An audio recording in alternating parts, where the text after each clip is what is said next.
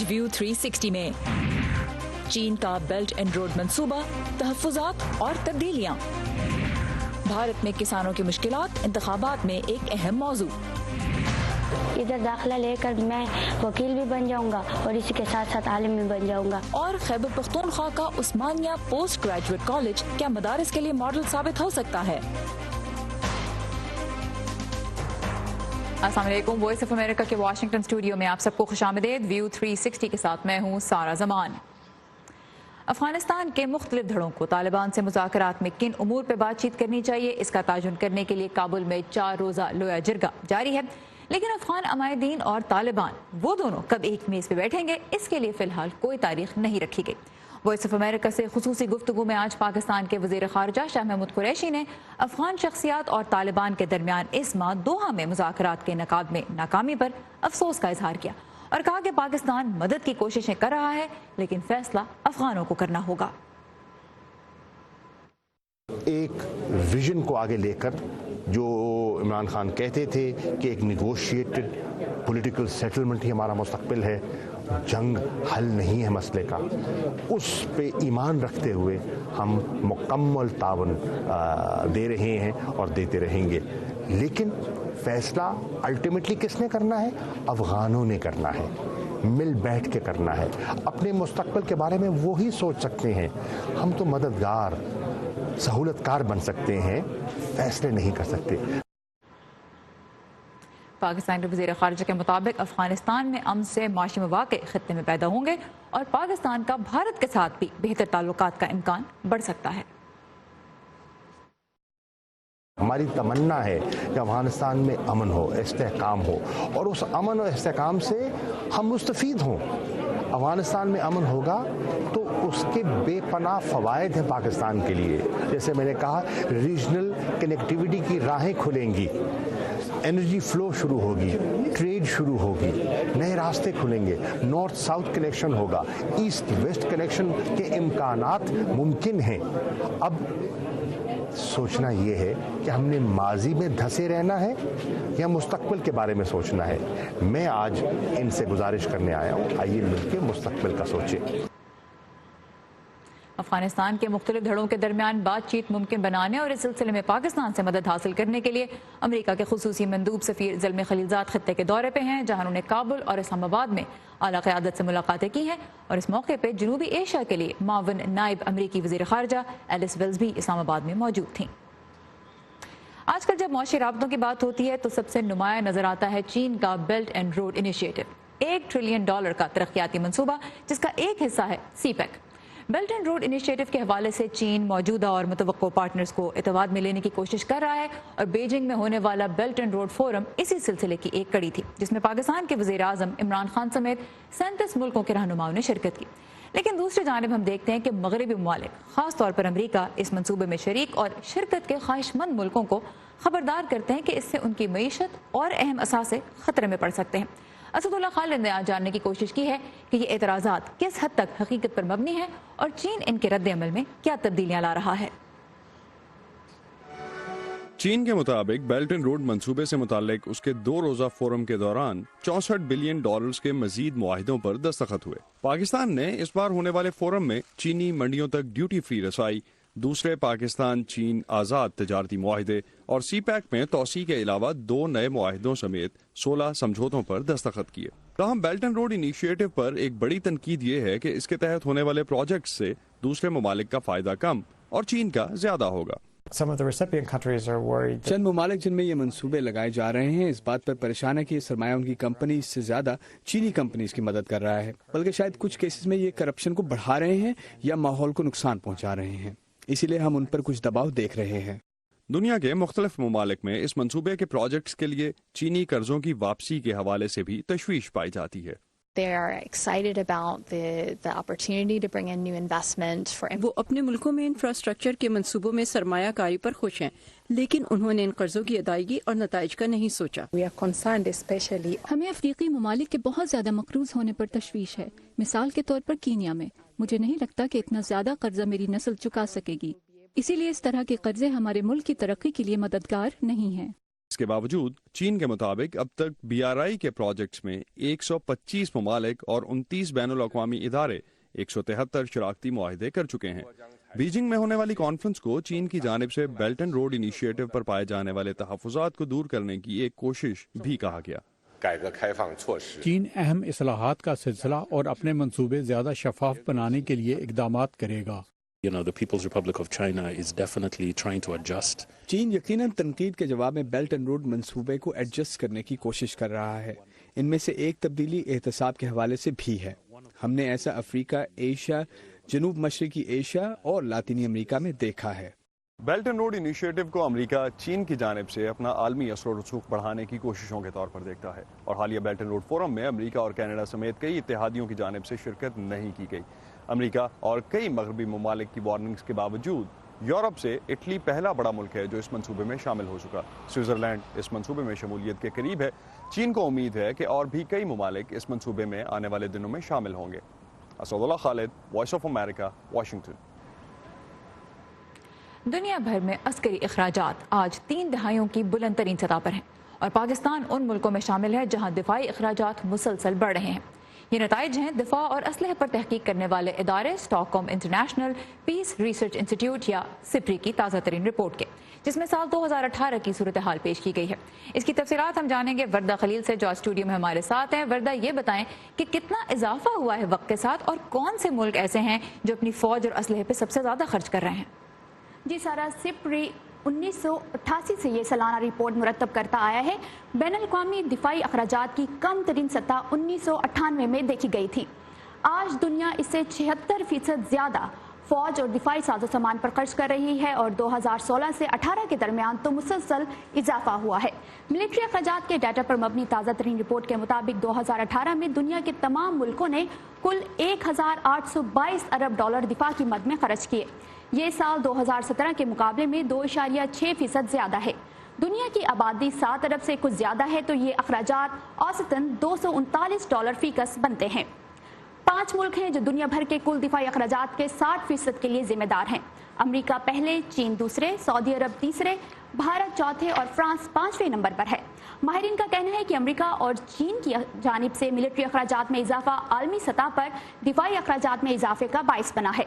America के अखराजात की शरह में 2010 के बाद 4.6% इजाफा हुआ। अमेरिका का दिफाई खर्च इसके बाद आने वाले 8 मुल्कों के कुल अखराजात के बराबर है। चीन के मिलिट्री बजट में इजाफे का ये मुसलसल 24वां साल है। पाकिस्तान और भारत दोनों के दिफाई अखराजात में मुसलसल इजाफा हो रहा है। बैनुल-अक़वामी सतह पर भारत चौथे नंबर पर है, जिसने 2018 में मिलिट्री अखराजात में 3.1% इजाफा किया और 66.5 अरब डॉलर खर्च किए, जबकि पाकिस्तान इस लिस्ट में 20वें नंबर पर आता है। पाकिस्तान ने 2017 की तरह 18 में भी मिलिट्री अखराजात में 11% इजाफा किया और कुल 11.4 अरब डॉलर खर्च किए। भारत अपनी मजमूई कौमी पैदावार का 2.4% दिफा पर खर्च कर रहा है, जबकि पाकिस्तान 4%। डाटा के मुताबिक 2009 से 2018 तक पाकिस्तान के मिलिट्री अखराजात में 73% इजाफा देखने में आया है। Very interesting. वर्दा खलील ने कुछ हाईलाइट्स हमें दी कि दुनिया भर में कौन से मुल्क ड्राइव कर रहे हैं इसको और जनूबी एशिया की सूरत हाल क्या है। Warda, thank you very much. Stockholm International Peace Research Institute का डेटा देखें तो हर साल दुनिया का मजमूई दिफाई खर्च नहीं बढ़ा, क्योंकि जहां कुछ मुल्कों ने इसमें इजाफा किया वहीं कुछ ने इसमें कमी भी की, जिससे कुल अखराजात कभी बढ़े तो कभी घटे। लेकिन पिछले 2 सालों से दुनिया भर में दिफाई अखराजात क्यों बढ़े हैं, दुनिया किस तरफ जा रही है, इस बारे में हम बात करेंगे सिप्री की रिपोर्ट मुरतब करने वाले डॉक्टर नैन थियान से। Doctor Tian, welcome to View 360। What's driving this continuous increase in global defense spending that you have been recording for the last 2 years? So the driver for the increase in the world increase has very much been the increase in the 2 biggest spenders in the world, USA and China. The US, we've seen the first military spending increase in the last 7 years. This is mostly due to the beginning of a very costly arms procurement and nuclear modernization program, which would last for the next 30 years, costing in the region of 1.2 to 1.7 trillion US dollars. In the case of China, this was the 24th consecutive increase as it looks to increase its position in the region and also as a world superpower, military-wise. And thus, we've seen another increase in military spending roughly in relation to GDP growth. Alright so doctor Tian जिन्होंने ये report मुरतब की, उन्होंने हमें बताया कि America और चीन जो हैं, चूंकि ये दोनों अपने दिफाई अखराजात में बहुत इजाफा कर रहे हैं, इसी वजह से जो ग्लोबल आर्म स्पेंडिंग है वो बढ़ती हुई नजर आ रही है। और अमेरिका ने 7 साल में पहली मरतबा इतना बड़ा इजाफा किया है, और उसकी वजह यह है कि अमेरिका एक तो जिद्दत लाना चाह रहा है अपने असलहे में, और जो प्रोक्योरमेंट है यानी और जो मजीद खरीदारी है उसको उसमें इजाफा कर रहा है, जो अमेरिका की कंपनियों से ही अमेरिकी हुकूमत असलहा खरीदती है। तो एक तो इस वजह से अमेरिका का बजट जो है वो बहुत बड़ा है। चाइना का जिस तरह वर्दा खलील ने भी जिक्र किया और डॉक्टर थियान ने भी, कि मुसलसल 24 सालों से चीन अपने दिफाई बजट में इजाफा करता आ रहा है, और उसकी बड़ी वजह यह है कि चीन एक इलाकाई और उसके अलावा एक बैन अवी अस्करी ताकत के तौर पर उभरने की कोशिश कर रहा है। So doctor Tian, then when an ordinary person looks at this report, when we look at global defense spending rising, most of us think in terms of war and peace. What is the takeaway from this report? Is the world getting safer or not, or is that not the right question to ask? I think it definitely is the right question, but the answer is very much that the world is arming itself more. It's definitely buying more weapons. It's spending more on its military in terms of its troops, its weapons. It's getting better quality weapons through, we've seen the US modernization, we've seen this in China, we've seen this in Russia. But it's very much this build-up where it's been the rise of China and how the China is increasing its sphere of influence over its region in terms of Asia and Pacific, and also in the world. And different countries, whereas the US or India or other countries such as Japan or the South China Sea area has seen China as an increased threat. It has risen, has provided increased tensions, and thus, in a way, countries are spending, as a reaction to each other, spending more and more. सो यहाँ पे बताते चलें कि doctor Tian का ये कहना है कि ये सवाल कि दुनिया पहले से ज़्यादा महफूज हो रही है या नहीं, ये सवाल तो दुरुस्त है, लेकिन इसका जवाब बहुत पेचीदा है। जो हकीकत वाज़ेह है इस वक्त वो ये है कि दुनिया के मुख्तलिफ ममालिक ज़्यादा से ज़्यादा हथियार बना रहे हैं और ज़्यादा से ज़्यादा हथियार ख़रीद रहे हैं, और ये ज़्यादातर जो ग्रोथ है वो चाइना फोकस्ड ही है, और अमेरिका और भारत और जापान भी इसी वजह से अपने जो डिफेंस स्पेंडिंग है उसको बढ़ा रहे हैं, क्योंकि वो चीन को एक ऐसी क़ुव्वत के तौर पर देखते हैं जिसको बैलेंस आउट करना उनके लिए ज़रूरी है। Doctor Tian, one more question that I want to ask is, if we look at the trends in the data, can we say that as the world increased its defense spending, conflicts also increased, especially war-like conflicts increased, or is there not a connection yet? The connection, at least from what we see, is not that clear, because the largest increases are very much in China, the US, some countries in Western Europe. So that's generally where conflicts aren't happening. Of course, in the Middle East, there are tensions, but actually in this year, the Middle East spending has decreased. All right. So it's more about tensions, let's say. Okay, so doctor Tian का कहना है कि conflict का यानी लड़ाइयों का और हथियारों में इजाफे का आपस में जो राब्ता है, आपस में जो ताल्लुक है, वो खास तौर पे जो हम पिछले कुछ सालों की सूरत हाल देखते हैं उस लिहाज से बहुत ज़्यादा वाज़े नहीं है, क्योंकि चीन और अमेरिका और मगरबी यूरोप में जहाँ हथियार ज़्यादा ख़रीदे जा रहे हैं वहाँ पर फ़िलहाल कोई कॉन्फ्लिक्ट नहीं है। लेकिन दूसरी जानिब मिडल ईस्ट में जहाँ पर मुल्क अपनी जो GDP है यानी अपनी जो मजमूई कौमी पैदावार है उसका एक बड़ा हिस्सा दिफा पे खर्च कर रहे हैं, वहाँ पर हम देख रहे हैं कि एक अरसे से अमन व अमान की सूरत हाल मखदूश है। Doctor Nan Tian, thank you very much for your time. We really appreciate breaking down a very complex report for us. Thank you. ताज़ा तरीन खबरें, अहम वाक़यात, ऑडियो वीडियो रिपोर्ट्स और तज्ज़िये देखने, सुनने और पढ़ने के लिए डाउनलोड कीजिए VOA उर्दू की नई ऐप। खबरें अब हर वक्त आपकी मुट्ठी में। ट्रंप इंतजामिया अमेरिका में पनाह लेने को मजीद मुश्किल बनाने पर गौर करी है। सदर ट्रंप की नज़र में लोग अमेरिका में पनाह की दरख्वास्त से मुतल्लिक़ क़वाइद व ज़वाबित का नाजायज़ फ़ायदा उठा रहे हैं, और अब वाइट हाउस ने महकमा इंसाफ को हुक्म दिया है कि वो पॉलिसियों को मजीद सख्त बनाए। तफसीलात के लिए हम चलेंगे सहर माजिद के पास। सहर, ये बताइएगा कि वाइट हाउस किस किस्म की सख्तियाँ लाना चाह रहा है? जी सारा, वाइट हाउस के मुताबिक अब असाइलम के एप्लीकेशंस दायर करने वालों को फ़ीस देनी पड़ेगी। पहले ऐसा नहीं था। इसके अलावा जब तक असाइलम की दरख्वास्तें पेंडिंग है, पनाह गुज़ीनों को काम करने की भी इजाज़त नहीं दी जाएगी अमरीका में।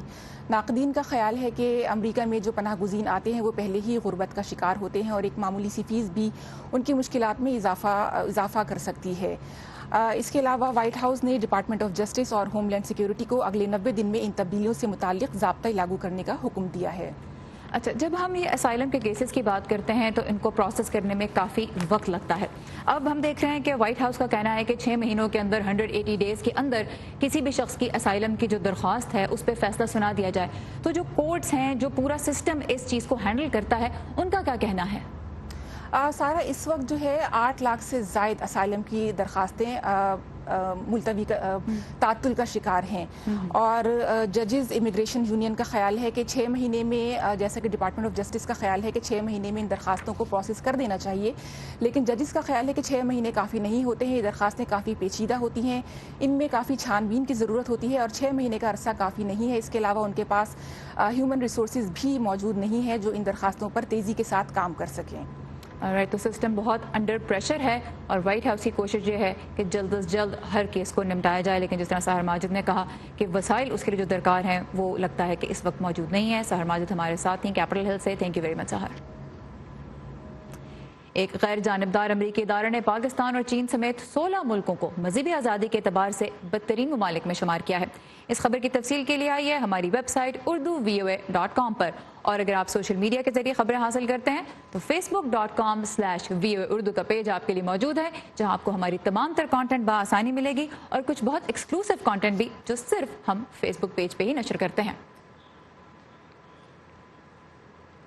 भारत में इस वक्त खाने पीने की अशिया की कीमतें काफ़ी कम हैं। इसकी एक बड़ी वजह यह है कि तलब इस वक्त कम है और पैदावार ज़्यादा। आम आदमी इससे यकीनन खुश है, लेकिन किसान अपनी घटती हुई आमदन से बहुत परेशान है। पिछले 10 सालों के दौरान भारत में तकरीबन 15,000 किसानों की खुदकुशी के वाक़यात सामने आए। 2016 के बाद से हुकूमत ये आदादोशुमार अवाम के सामने नहीं ला रही, लेकिन यह मामला इतनी अहमियत और इतनी शिद्दत इख्तियार कर चुका है कि भारत के इंतखाबात में भी अब इसकी गूंज सुनाई दे रही है। दिल्ली से ऋतुल जोशी की रिपोर्ट।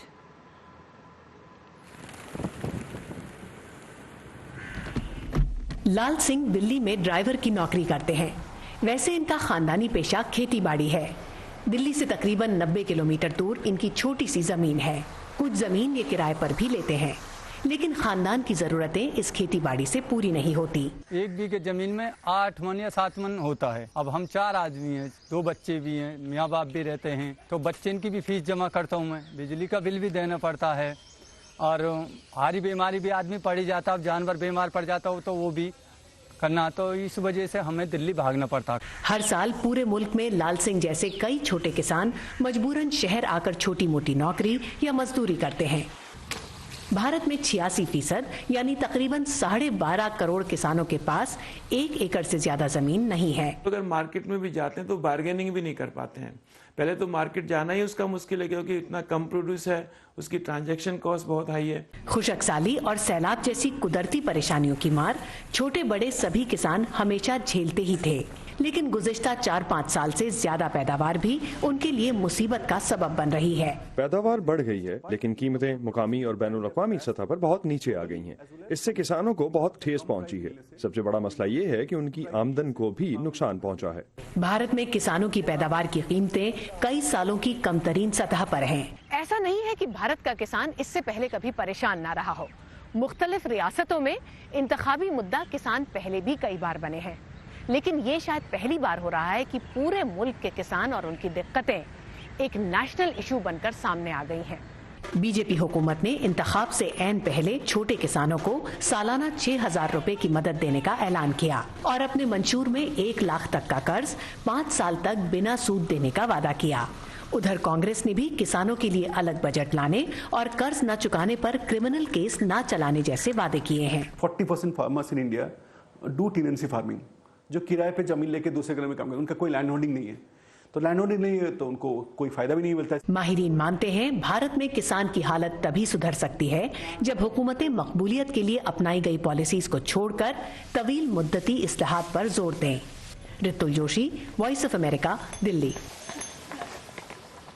और अब पाकिस्तान, जहां मदारिस में इस्लाहात से मुतल्लिक बात तो बहुत की जाती है, लेकिन मदारिस की इंतजामिया और वफाकी हुकूमत एक सफ़े पे नजर नहीं आती। मदारिस को खदशा है कि इस्लाहात के जरिए हुकूमत उनकी आज़ादी सल्ब कर लेगी, लेकिन माजी की हुकूमतें इस मामले पर पार्लियामान के अंदर और बाहर इत्तफाक राय हासिल करने में कुछ नाकाम नजर आई हैं।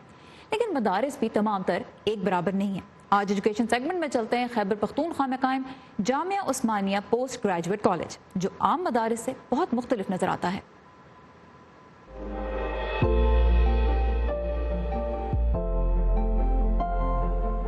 पेशावर से नौशहरा जाते हुए एक बोर्ड पर जामिया उस्मानिया लिखे देखा।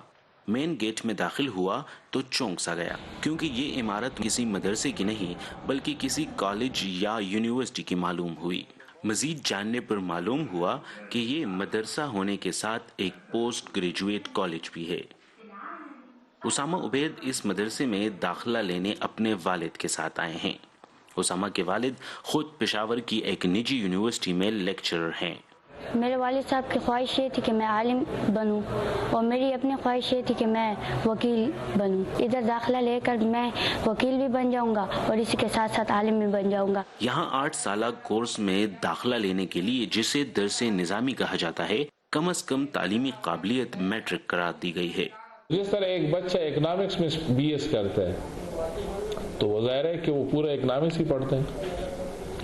ایک بچہ جو MBBS بنتا ہے تو وہ ظاہر ہے کہ MBBS کی مضامین پڑھے گا۔ ایک انجینئر تو درس نظامی بھی اس طرح ایک اسپیشلائزیشن کا کورس ہے۔ اس کے ساتھ یہاں انٹر اور بیچلر کی کلاسز بھی ہوتی ہیں،